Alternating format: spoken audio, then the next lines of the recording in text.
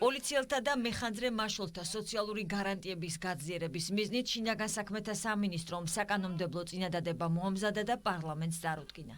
ცვლილებების მიხედვით სამსახურეობრივი მოვალეობის შესრულების დროს ჯანმრთელობის მძიმე დაზიანების შემთხვევაში პოლიციელს და მეხანძრე მაშველს 7,000-ის ნაცვლად 20,000 ლარი, ნაკლებად მძიმე დაზიანებისას 15,000, მსუბუქი დაზიანების შემთხვევაში კი 10,000 ლარი გადაეცემათ.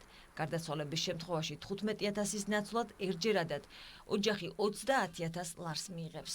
ორმაგდება იმ თანხების რაოდენობა, რომელიც გათვალისწინებულია დაშავებული პოლიციელებისთვის, რომლებმაც სამსახურებრივი მოვალეობის დროს გარკვეული ზიანი მიიღეს. კანონმდებლობით ინერგება ძალიან მნიშვნელოვანი ინსტიტუტი, რაც გულისხმობს სამედიცინო შვებულებას პოლიციელებისთვის, რომლებმაც სამსახურებრივი მოვალეობის შესრულების დროს მიიღეს ჯანმრთელობის დაზიანება. კანონს ემატება ჯანმრთელობის მდგომარეობის გამო შვებულებაც, რაც აქამდე არ არსებობდა. დაანონსებული ცვლილებების ფონზე პოლიციელები და მეხანძრე მაშველები ღირსეულ სამუშაო პირობებზე, დაცულობის შეგრძნებაზე და მოტივაციაზე საუბრობენ.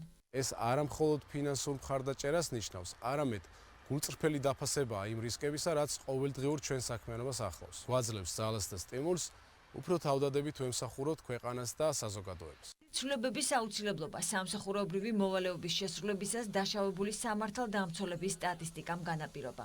შესაბამისად, პარლამენტში უკვე მზად არიან სამინისტროს ინიციატივას მხარი დაუჭირონ და კანონად აქციონ. ისინი არიან ჩვენი საზოგადოების იმედი, როდესაც საქმე გვაქვს საზოგადოებისთვის თუ ცალკეული პირებისთვის არსებულ საფრთხეს. ამიტომ რა თქმა უნდა სახელმწიფომ ადეკვატური დამოკიდებულება უნდა ჰქონდეს იმ რისკების საკომპენსაციოდ, რომელ რისკზეც მიდიან ჩვენი პოლიციელები თუ მეხანძრე მაშველები. პოლიციის შესახებ კანონში შესატანი ცვლილებები ბიუროზე უკვე დარეგისტრირდა. კანონმდებლები განხილვას უახლოეს დღეებში დაიწყებენ.